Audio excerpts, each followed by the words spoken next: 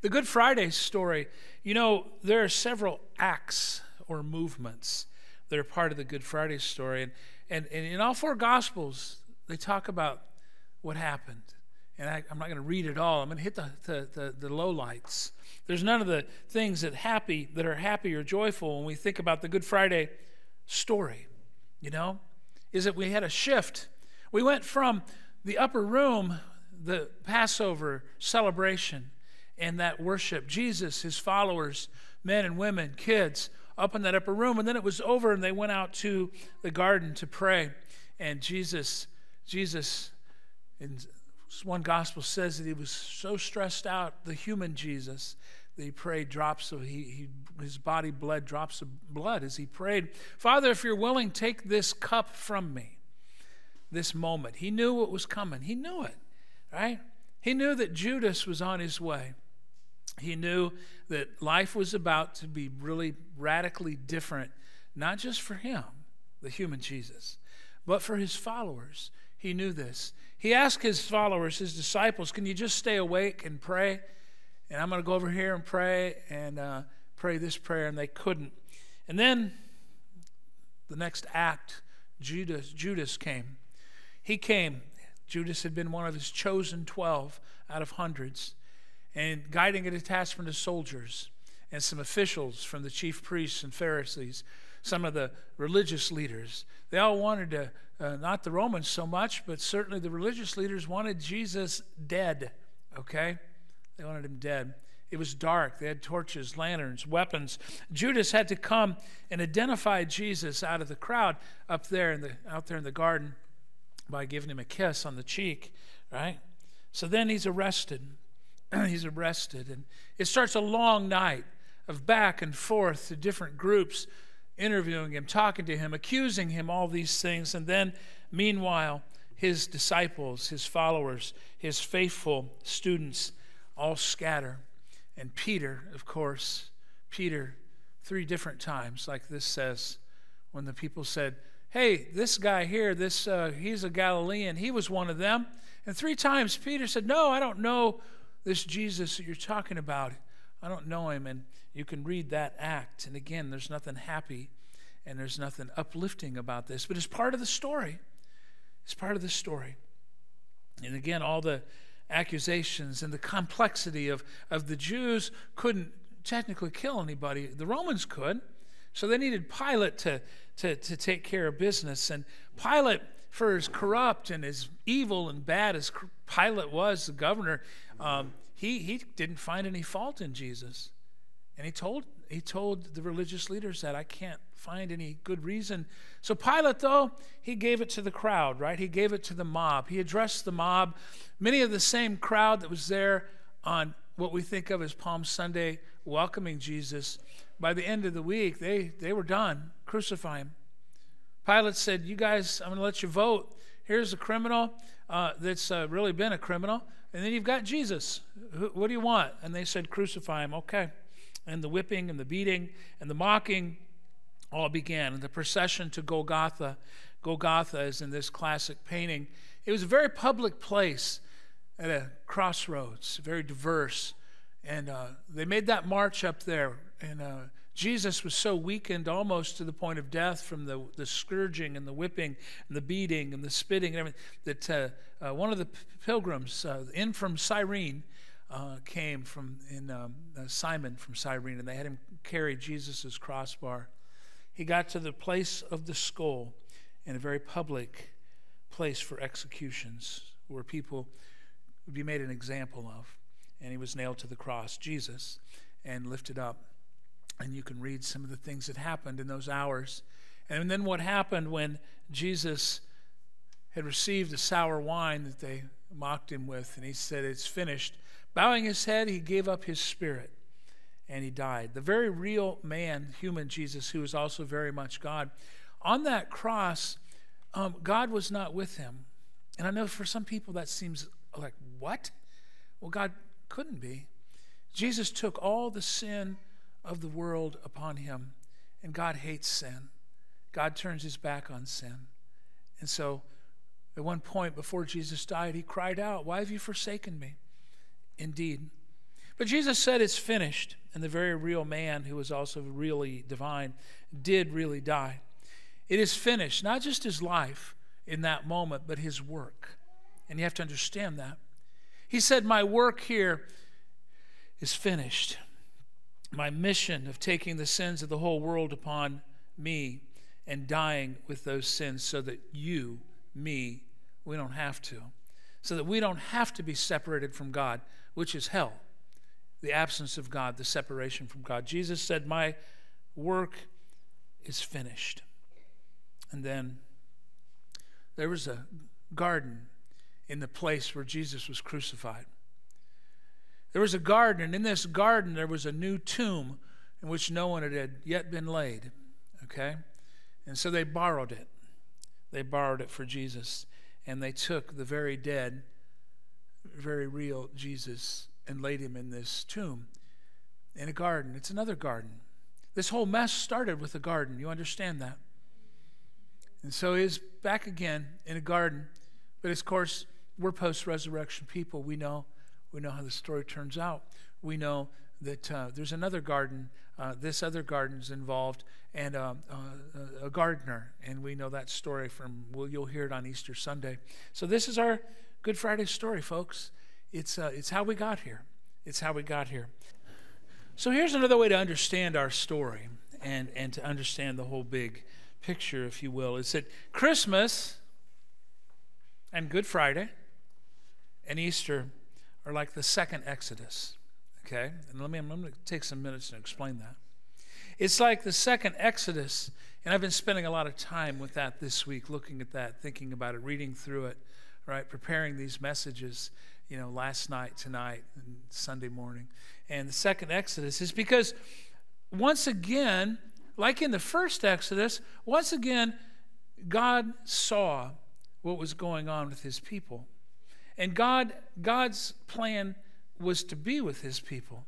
God's plan was to be connected and to be in communion with his most magnificent masterpiece creation, human beings. And so just like in Exodus, it's like Christmas, building up to Christmas, God saw his people. Like in Exodus, I've seen the affliction of my people who are in Egypt, who are slaves, and I'm aware of their suffering, said God in Exodus. So I have come down to deliver them from the power of the Egyptians. That's what happened in the Old Testament in Exodus. And so you see those two things are together and intertwined. It's almost like the gospel of Jesus Christ showed up first in the Old Testament in Exodus. God acted. God came down in Exodus, the story. God came down and offered a way for life to be different. Is a broad brushstrokes way to understand that. And just like I just went through with the Jesus story, with the Good Friday story, there were lots of movements. There were acts, many acts in that drama, if you will, right? So the Exodus story takes up a good deal of the book of Exodus. And so God acted through Moses, right? And sent Moses to convince the Pharaoh to let those Israelites go, to let his slave labor force go. And so you can read about the 10 different plagues, okay? From everything from frogs to lice to darkness, hail and fire, boils, and the death of the firstborn, which of course was the last one, which of course was about the blood of the lamb being smeared on the doorpost so the angel of death passed over. After all of this, the Pharaoh finally says, please go, right? Go. Moses, okay, take all those Israelites, all their stuff, go, and leave. I've had enough. And then the Pharaoh changed his mind, the king. The Pharaoh changed his mind. The Egyptians, they realized, wait, we just lost our slave labor force. We just lost our free labor. And so the Pharaoh, and it says, you can read about it, all of his armies and chariots, everybody, they went, and they were either going to bring those Israelites back or they were going to kill them. And so this is very dramatic, okay? And there they are. The Israelites are like up against it. Their backs to the Red Sea. And here comes Pharaoh's army, and they're scared. okay? And there's still a little bit of slave mentality in them, saying to Moses, why'd you bring us here? Weren't there enough graves in Egypt, right? You had to bring us all the way out here to die? And Moses is like, God, these people, right? You can read about this. God's going, yeah, I know. But he said, here's the thing. Moses said to the Israelites, don't be afraid. Stand still and watch. That's pretty powerful. God says, just stand still. You don't have to do anything. God says, I'll do it, okay? God says, I will rescue you. And, of course, that part of the story is very dramatic, okay? It's very big. It's like almost impossible to believe. It's almost as hard to believe that through God, Moses could part the waters of the Red Sea to allow dry passage for the Israelites, all the thousands of them and their herds and babies, everybody. They got across. It's almost as hard to believe the parting of the Red Sea as, I don't know, like God bringing a dead man back to life. And this is how God works. And so God said, I'll take care of it. And God did. And so the Israelites crossed over. They crossed over. The sea came back on top of the Pharaoh's armies. And as God said, you won't see those people again. That's the story. It's the Exodus story, but it's not the whole story. That was just getting out of Egypt, okay? Because then they had to wander in the wilderness for a while, and then finally they entered into the Promised Land. It wasn't like automatic. In fact, even once they made it to the Promised Land, it wasn't like life is good, like the Lego movie. Everything's awesome, okay? It wasn't, okay? You can read about that. You can read about all that. What I want to focus on tonight on Good Friday is Egypt. Egypt is very symbolic in how I understand it, all right, about getting out of Egypt, okay? It sums up what they needed to move away from, what God's people needed to move from, but that's only part of it. More of what they needed to move to, okay? See, God promised them land, Abraham's homeland, and that's one of many, many maps of what we think of as modern-day Israel. Over there, they're doing Passover, and their enemies are firing rockets at them every single day, you know. And, what a deal. Anyway, okay, God promised Israel something big, something really big. Not just land. Yes, land. Yes, their own country. But think about this. God offered them not just milk and honey and prosperity. That's what God offered to them, but it was bigger, folks. And that's where it connects with Good Friday, so hang in. Is that, you see, God offered them freedom from slavery and from misery and from oppression and from really hard lives. Slaves had hard lives, even though the Israelites would forget that when they were scared of the Pharaoh's army, when they were hungry, when they were thirsty, when Moses was up on Mount Sinai for too long and they decided to, make golden idols and dance around naked, right? They forgot. They forgot what it was like to be a slave. But God offered them freedom from slavery. And listen, God offered them freedom too. God offered them freedom to be in communion with God. God said, I will be your God and you will be my people. Okay? Pretty simple covenant, right? And they had a lot of laws and rules and regulations, but freedom too, including God offered them freedom from slavery and freedom to serve God and freedom to obey God only God. Freedom to build and maintain and grow better lives. That's what the Promised Land means, okay? Egypt represented pain.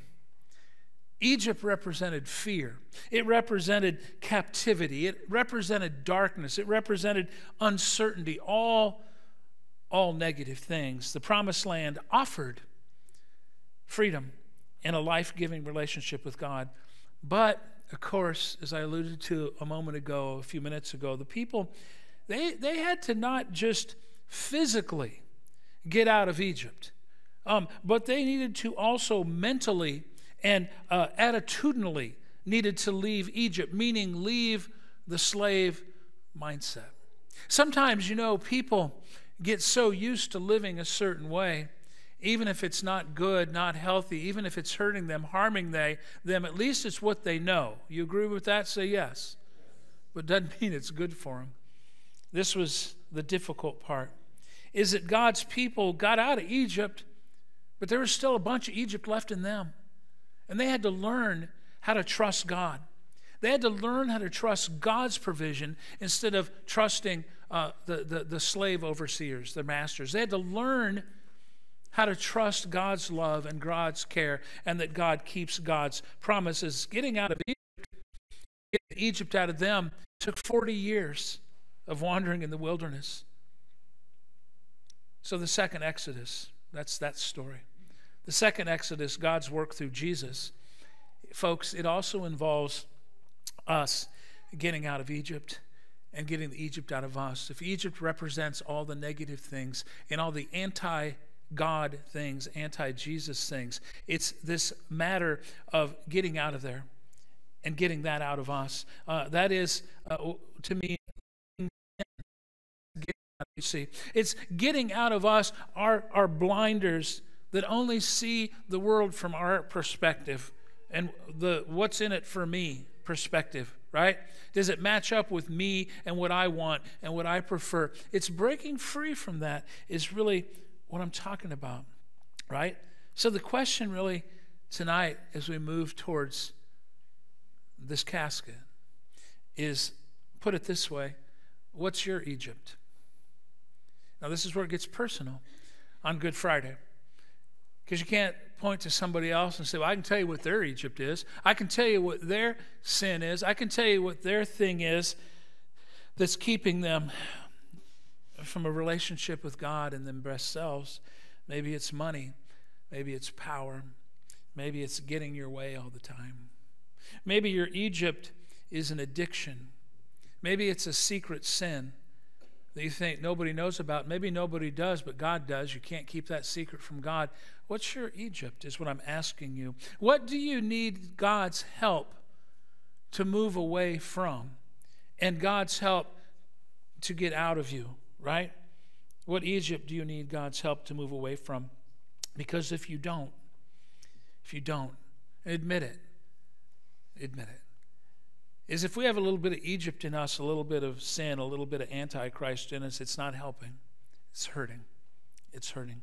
Maybe even killing you bit by bit, day by day. Those are some of those other things that represent some of the Egypt, right? You're angry, or you're resentful, you're holding a grudge, or maybe you feel a sense of entitlement, right? That, you're owed something. Maybe it's fear. Maybe it's feeling lost or empty. Maybe it's jealousy. Maybe it's lust. Any of these kinds of things. You have a note card. Everybody has one of these. And it's intentional. It's by design. Okay? We're going to turn the Bible lights on in a minute. Okay, not now. It's to write down the answer to your question. Let me put it another way.